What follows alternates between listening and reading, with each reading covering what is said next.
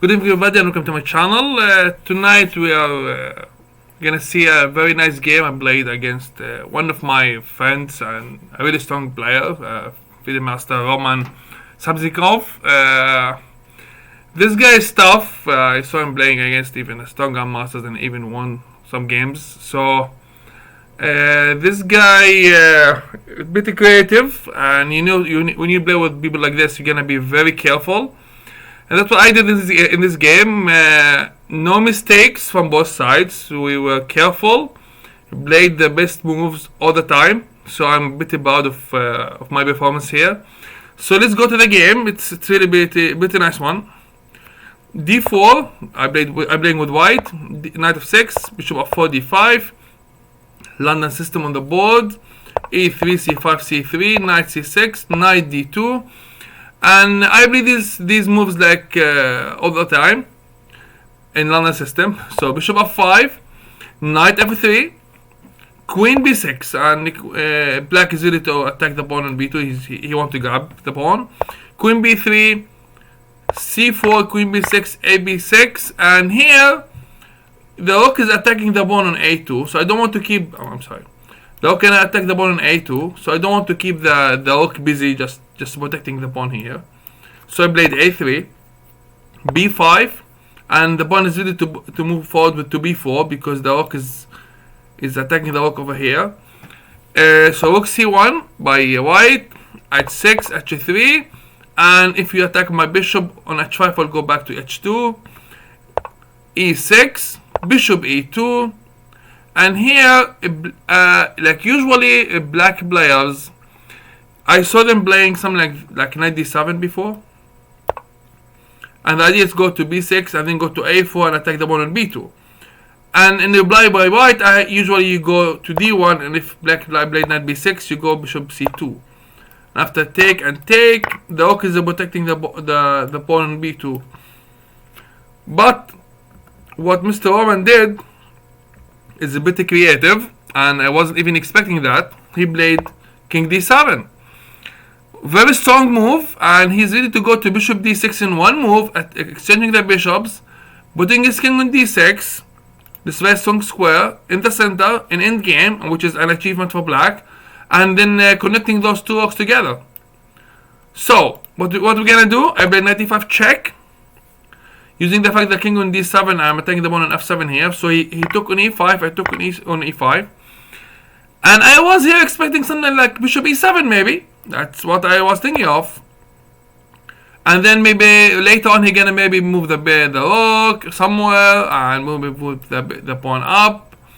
But again, he played the best move in the position. He played knight e4, keeping the bishop on f8. He doesn't care about it.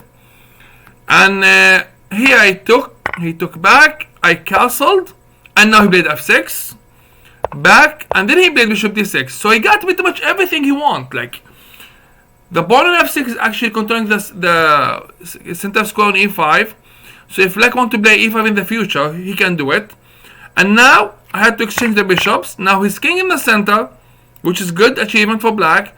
Those two pawns are strong. His bishop has a lot of squares to go to. So now what?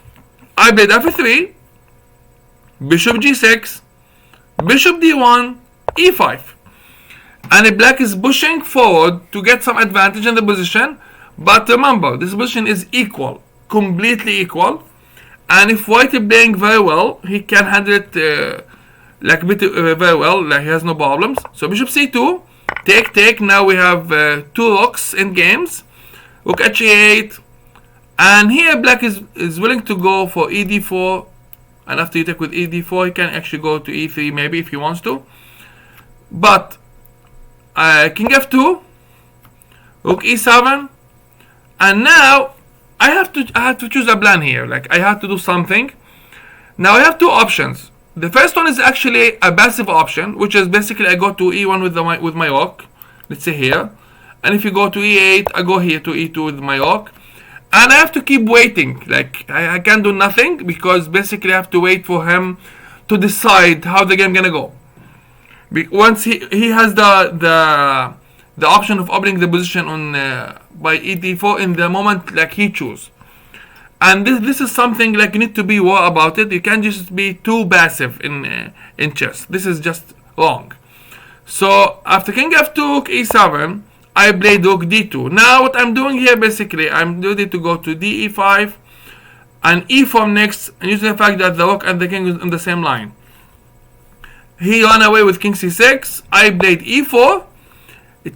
Now this is the way to go. Like, this is how you create counterplay. Now he take on e4. I check king d6, and now f e4. Now I have a pass pawn on d5. That's a good achievement. And still we have those two pawns like doubled, which is not good for black. Now if you do nothing as a black, if you give me like a free hand on the position, I will push my pawn to h5 and move my king like this. I'm putting more pressure on the black. But of course he won't let it happen like this. Rook f8, king e3, and now h5. The next move for black is h4 and holding these two pawns together. So I play g4, take, and now rook h8. He's ready to give me a check and has a free hand on the h file. Rook g2, check, rook f3, rook h8 again. So what the black is doing here, he's like to exchange white pieces positions. He's like to do something. Here I played g5, trying to make more pressure on black. But again, this is move 33, and the position is completely equal. Like, there is no chance for any side. Rook f7, rook gf2, king e7, protecting the pawn on f6. No worries about the pass pawn. He still have an eye on him, so the king is doing a good job here. I played rook g3, keeping all the options open. Of course, he won't do that like this. This is just a mistake, because I can go like this if I want to, and then rook here. And if you want to protect the king, I'll go just rook f5 check and pick up the pawn next move. So he won't let it happen like that. So he played king d6 again. Now he doesn't need to protect the pawn on f6 anymore. I took on f6, rook gf6, and then rook g6, putting more pressure on the f6 pawn. King e7, rook fg2, rook h3 check, king e2, rook h4, and now rook g4, or rook 6 g4 just to be more precise. And the pawn on e4 is being covered. Rook h1 by black. If black is trying to do something, but this is move 40. Again, the best moves on the board being played so far. Rook g8, rook b1, king e3, rook e1 check, rook e2. I'm asking him to exchange rocks if he wants to, but he won't let that happen, because in this case my rook will be very active here. And my rook will go here and then here and pick up the pawn on b5. And so he played rook h1, rook e8, rook g7, rook f5, rook g3 check, king d2, rook d3 check, king c2. And here he played a very strong move. And this is the move to save him, because I'm about to take the pawn on b5 and then the pawn on b7, and it's gonna be a crazy advance for white. So he played rook d1. I took, he did check, check, check, etc. And it's a draw by repetition.